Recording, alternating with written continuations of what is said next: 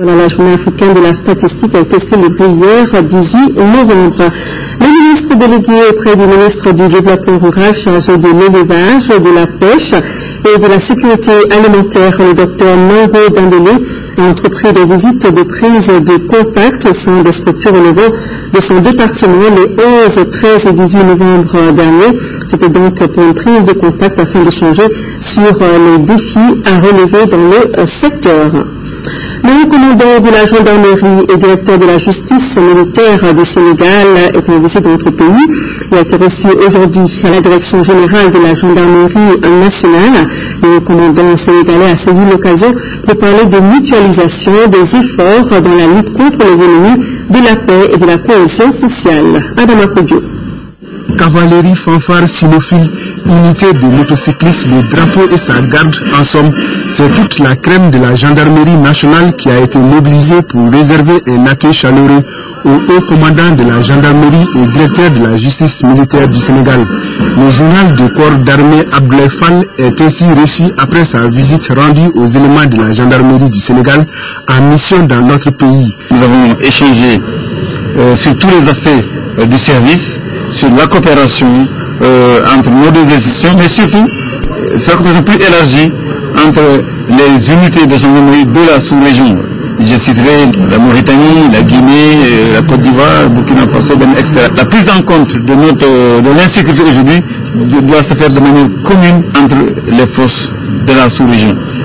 Le général sénégalais qui est à la veille de son départ à la retraite avait consacré en 2005 sa première visite au Mali dès sa prise de service à la tête de la gendarmerie de son pays. C'était pour parler de conjugaison des efforts en vue de combattre la grande criminalité transfrontalière, une vision qui reste d'actualité et largement partagée par les responsables de la gendarmerie du Mali. Les conseils qui viennent de nous donner et les pistes qui ont été dégagées vont être suivies pour que nous puissions encore mieux valoriser tous nos engagements sur le terrain. La visite du général sénégalais intervient après celle du ministre français de l'Intérieur Manuel Valls. Ce dernier et le ministre malien en charge de la sécurité ont procédé le week-end dernier à la signature d'un protocole visant à renforcer les capacités des forces de sécurité de notre pays. La ministre de l'Éducation nationale participe à Paris à la 37e session de l'Assemblée générale de l'UNESCO. En marge des travaux, Togola Jacqueline Marinana a eu plusieurs activités et a accordé des audiences. De Paris, le compte-rendu de Maclenfou Konaté. Madame Togola Jacqueline Togola s'est entretenue d'abord avec la sous-directrice Afrique de l'UNESCO, notre compatriote Lala Ben Barka. Les deux personnalités ont échangé sur la mission du département Afrique. Après une demi-heure de discussion, Togola Jacqueline Togola est conduite chez Irina Bokova, fraîchement reconduite dans ses fonctions de directrice générale de l'UNESCO lors de la 37e Assemblée générale. La ministre de l'Éducation nationale a, au nom du gouvernement du Mali et de l'ensemble du peuple malien, félicité Irina Bokova pour sa réélection à la tête de l'UNESCO. Togola Jacqueline Togola a également remercié la directrice générale de l'UNESCO pour son soutien au peuple malien. Pour son engagement personnel aux côtés du Mali, lors des événements douloureux que nous avons connus, et pour le fait de s'être rendu personnellement à Tombouctou pour voir l'ampleur des dégâts et s'investir personnellement également pour la réhabilitation de tout ce qui a été détruit comme mausolée à Tombouctou. Madame la ministre de l'Éducation a de nouveau sollicité le soutien de la directrice de l'UNESCO pour la reconstruction des édifices détruits à l'OTAN, mais aussi et surtout la prise en charge des éducateurs spécialisés des enfants du Nord traumatisés par la guerre. Les enfants ont subi des traumatismes lors des attaques au nord du Mali par une éducation spéciale. Madame Togo assiste à l'installation de la directrice de l'UNESCO un nouveau mandat de 4 ans. Indépendant, la paix et l'union nationale. Et enfin, 16h, ANC.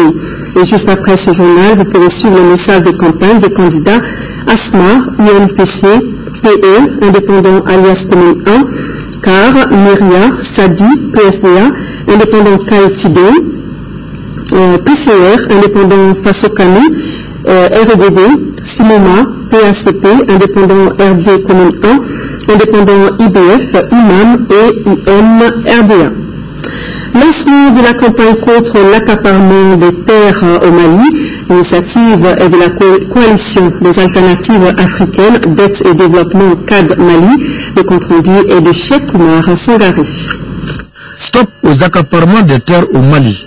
Tel est l'intitulé de la campagne que vient de lancer la coalition des alternatives africaines, dette et développement. C'est une vaste opération d'information, de formation et de plaidoyer auprès des autorités. L'objectif est de contribuer aux luttes et actions citoyennes engagées contre les accaparements des terres. Le secteur primaire a une contribution de 36 à 40% au PIB national. Donc il y a lieu pour nous les Maliens, si on sait aussi que plus de 60% des Maliens vivent de l'agriculture, qu'on mette un accent particulier sur le foncier. Au cours de cette campagne, la CAD et ses partenaires entendent aussi confectionner des outils pédagogiques, organiser des sessions de mobilisation citoyenne, élaborer une charte sur les droits communautaires à la souveraineté alimentaire et tenir des espaces d'interpellation. Les recommandations et stratégies qui résulteront de la campagne seront d'un apport considérable dans la définition des orientations stratégiques en matière de politique de gestion des terres agricoles qui est en cours d'élaboration par le département du développement rural en relation avec celui du domaine de l'État et des affaires foncières. La campagne ainsi lancée s'étendra à fin 2014. Selon les prévisions de la CAD Mali et CEMAT, 80% des paysans devraient rentrer en possession de leurs terres d'ici cette date. Wash Alliance a signé hier un partenariat avec l'École nationale d'ingénieurs. Ce partenariat porte essentiellement sur la formation continue des étudiants et l'encadrement de ceux-ci pour le mémoire de fin d'études. Monsieur Diakité. Wash Alliance est une ONG internationale qui mène le combat pour le développement durable. C'est elle qui vient de sceller ce partenariat avec l'École nationale d'ingénieurs.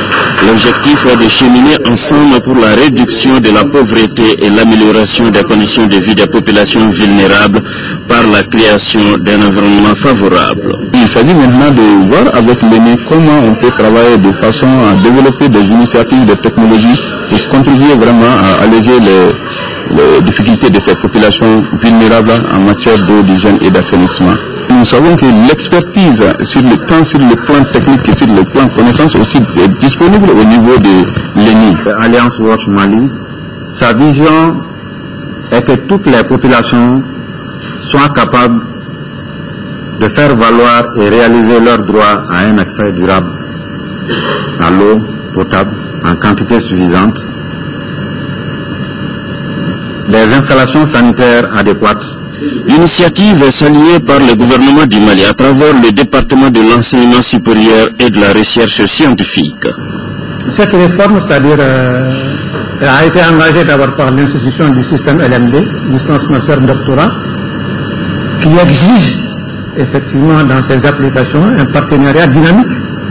Ces initiatives allant dans le sens du développement durable sont appuyées par des ONG néerlandaises, REN et ICO. Les premiers passagers de l'opération Retour des déplacés de l'ONG Indamali ont pris le départ ce mardi à Ségou. Au total, l'opération concerne plus de 1700 personnes de Gao et de Tombouctou qui désirent retourner au Bercail. Le coût de l'opération est de plus de 31 millions de francs CFA. Condessila. C'est un sentiment de joie qui anime les premiers passagers de l'opération Retour des déplacés de l'ONG Indamali en partenariat avec Caritas Allemagne. En effet, 60 personnes déplacées des régions de Gao, après un séjour circonstanciel, s'apprêtent à retrouver leur terroir. Quand on retourne chez soi, c'est une bonne chose. On retrouve les proches, les amis, les parents. Je pense bien que ça serait la joie au niveau des familles. C'est le grand plaisir aujourd'hui. Je suis tellement contente, tellement joyeuse aujourd'hui de rentrer. Ce départ constitue le premier d'une série que l'ONG et son partenaire comptent organiser à l'intention de déplacer des régions de Gao et de Tombouctou se trouvant à Ségou. Le coût total de l'opération est de 31 millions de francs CFA. Au total, nous avons 900 personnes qui doivent aller à Gao et 864 personnes qui doivent aller à Tombouctou. Aujourd'hui, c'est le premier départ. on leur souhaite donc un bon vent et un bon retour dans leur ville et village. C'est en présence des responsables du collectif des ressortissants du Nord et du développement social de Ségou que le représentant du préfet, Noël Dako, a souhaité bon retour aux voyageurs. En 5e région, le projet d'appui aux communautés rurales, APACR, fait le bilan des activités qu'il a réalisées dans les régions de Sikasso, Ségou, Mopti et Tombouctou. Jossamo Sissoko nous donne des précisions sur ces activités. Le projet d'appui aux communautés rurales PACR, après 7 ans d'activité et en exécution du plan d'action de sa clôture prévu le 31 décembre 2013, a initié une étude pour permettre au gouvernement du Mali, à la Banque mondiale et à tous leurs partenaires concernés d'apprécier l'ensemble de ses impacts sur ses bénéficiaires des régions de Sikasso, Ségou, Mopti et Tombouctou. Cette rencontre bilan d'impact concerne les régions de Mopti et Tombouctou. Pour une prévision de 450 micro-projets sociaux collectifs, nous avons pu en réaliser 502 nouveaux, soit un dépassement d'objectifs de l'ordre de 50 micro-projets.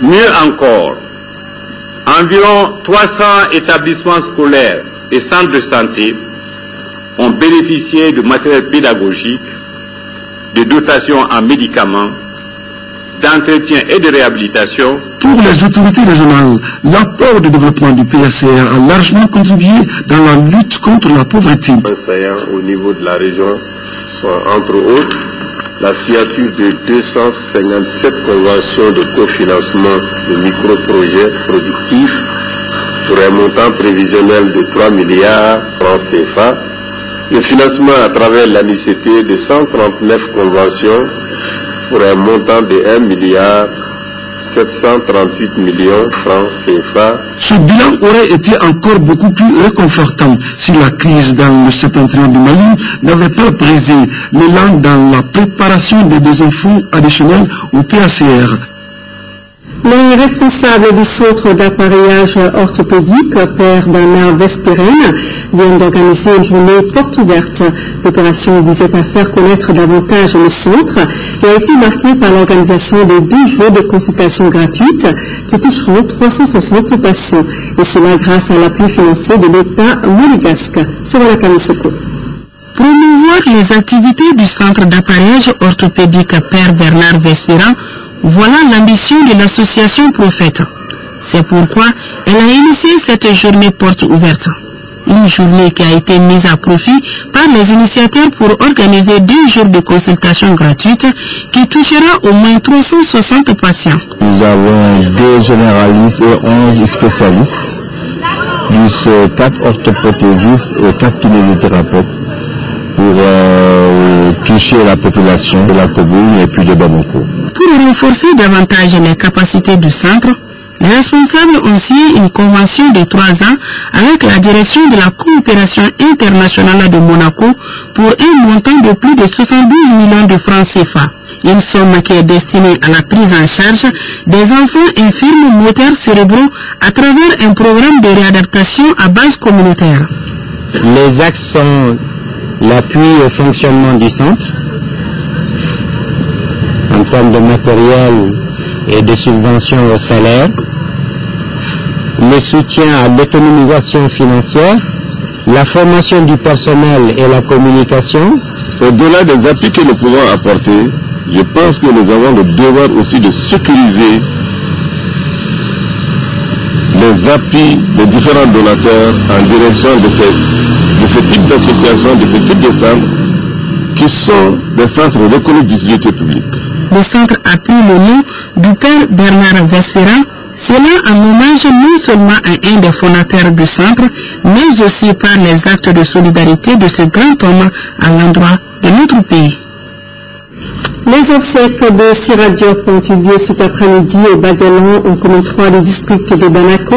C'était en présence du Premier ministre, des membres du gouvernement et de plusieurs autres personnalités. Décédé dimanche à l'âge de 84 ans, Sira Diop va marquer de son empreinte les 50 ans du Mali indépendant. Première bachelière du Mali, elle a été directrice du lycée des jeunes filles, actuel lycée Ba Aminata Diallo. Grand officier de l'Ordre national du Mali, Mme Sira Diop a formé une partie de l'élite féminine de notre pays. Elle repose désormais au cimetière de Andalaï. Bourama Traoré. C'est un baobab du Mali qui vient de tomber. Sira Diop s'en est allé pour toujours. L'octogénaire a été de tous les combats de notre pays. Institutrice et féministe engagée, Sira Diop est une figure emblématique de la lutte féminine au Mali. Mais attention, l'émancipation des femmes ne veut pas dire la lutte contre les hommes, le disait toujours. Sa mort attriste tout un peuple.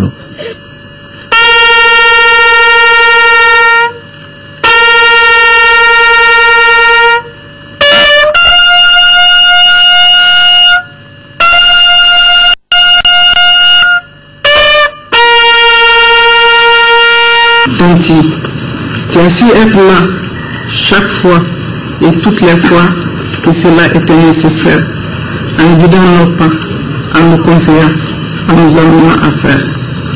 Les femmes du Mali reconnaissent ton œuvre, ta contribution, ton militantisme féminin éclairé, ta vision proactive, ta détermination et ta force personnalité qui vont nous inspirer toujours. Oui, une brave femme s'en est allée. Les femmes du Mali, les jeunesses maliennes et tout le peuple du Mali pleureront longtemps la perte de Tanti Sira. Au nom du gouvernement du Mali, au nom de toutes les femmes du Mali, nous prions Allah le Tout-Puissant pour que ton âme repose en paix. Tanti Sira fait partie de ces figures emblématiques qui sont difficiles à oublier. Première bachelière du Mali, Sira Diop a un parcours immense et exceptionnel. Diplômée de l'école normale de jeunes filles de Rufisque au Sénégal, elle est la première lauréate du concours des inspecteurs d'enseignement primaire en 1961. Directrice du légendaire lycée des jeunes filles, actuel lycée Ba Aminata Diallo entre 1962 et 1965, Mme Sira Diop a été également membre de la commission de réforme des programmes de l'enseignement au Mali en 1962. Cette fonctionnaire internationale a servi à l'UNESCO, l'UNICEF et l'OMS. Cette femme d'engagement et de conviction était artisane de plusieurs œuvres sociales au sein de l'association pour la protection et la promotion de la famille, la mutuelle des travailleurs de l'éducation et de la culture et enfin l'association des veuves d'enfants SOS. Madame Sira Diop nous a seulement quittés, mais son exemple de leadership reconnu par tous ceux qui l'ont connu servira à éclairer, nous le souhaitons, les futures générations de ce pays. Nous pouvons affirmer, sans risque de nous tromper, que Madame Sira Diop était une femme de conviction, une femme de principe, une femme engagée, une femme loyale, une femme entière, une femme qui a su donner le meilleur d'elle-même, une femme qui a su allier sa vie de famille avec ses activités professionnelles, politiques et sociales. Au cours de sa longue et riche carrière, Mme Sira Diop a reçu de nombreuses distinctions honorifiques au Mali et à l'étranger. Chevalier, officier, commandeur et grand officier de l'Ordre national du Mali. Elle est également chevalier de l'Ordre national du Lion du Sénégal et chevalier de l'Ordre national du Mérite de la Guinée. Des distinctions qui récompensent cette enseignante émérite qui est à l'origine de la formation d'une bonne partie de l'élite féminine du Mali. C'est une femme considérable, une femme qui a été un exemple dans l'organisation, une femme dans le de Mali, et qui a été véritablement le promoteur de l'émancipation du Japon en Afrique, de l'Afrique au Mali, en Afrique occidentale. Tanti Sira, comme on l'appelait affectueusement, repose au cimetière de Amdalaï pour l'éternité. Elle laisse derrière elle 7 enfants, 17 petits-enfants, 3 arrière-enfants et toute une nation éplorée. Ainsi va la vie. Que la terre le soit légère. Amen. C'est la fin de ce journal. Merci de l'avoir suivi. Et rendez-vous de demain dans la mi-journée.